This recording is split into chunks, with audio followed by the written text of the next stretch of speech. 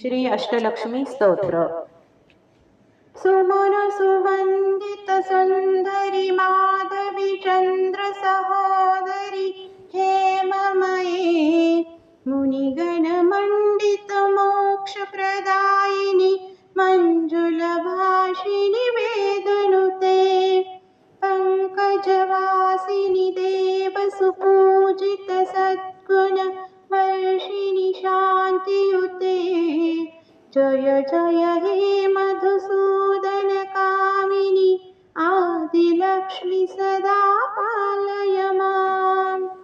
अहिकलि कल्मषनाशिनि कामिनि वैदिकरूपिणि वेदमये क्षीरसमुद्भव मङ्गलरूपिणि मन्त्रनिवासिनि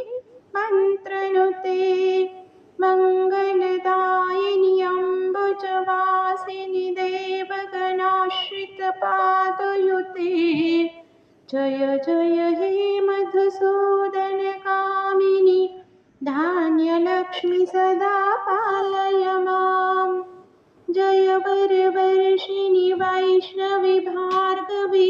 मन्त्रस्वरूपिणि मन्त्रमयी सुरगणपूजित क्षिप्रफलप्रद ज्ञानविकासिनि शास्त्रनुते भवभयहारिणि पापविमोचिनि साधुजनाश्रितपादयुते जय जय हे मधुसूदन कामिनि धैर्यलक्ष्मी सदा पालय माम् जय जय दुर्गतिनाशिनि कामिनि सर्वफलप्रद शास्त्रमये रथगजतुरगपदादि समावृत परिजनमण्डितलोकनुते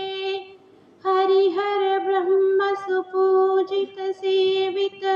तापनिवारिणि पादयुते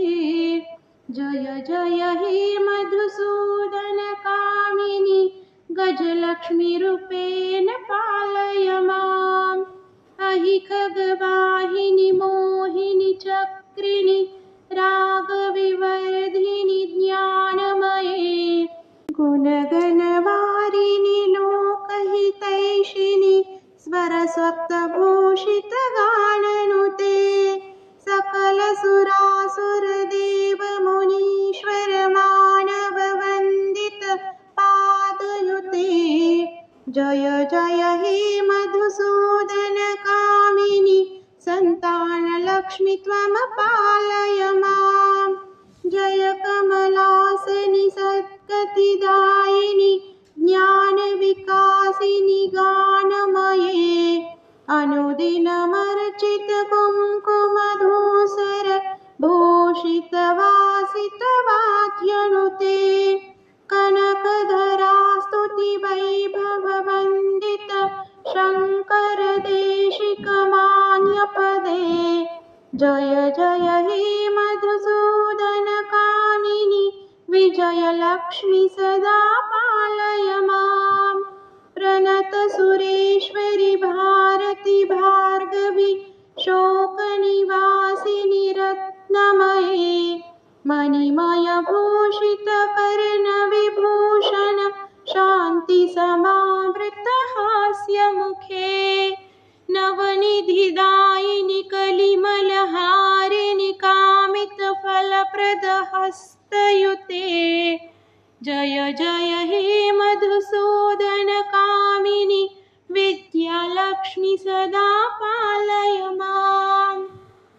धिमि धिमि धिङ्गिमि धिङ्गिमि धिङ्गिमि दुन्दुभिनाद सुपूर्णमये घुम घुम घुङ्गुम घुङ्गुम घुङ्गुम शङ्खनिनाद सुवाद्यनुते वेदपुराणेतिहास पूजित वैदिक मार्ग प्रदर्शयुते जय जय हे मधुसूदन कामिनि धनलक्ष्मी रूपेण पालय माम् इति श्री अष्टलक्ष्मी स्तोत्र सम्पूर्णम्।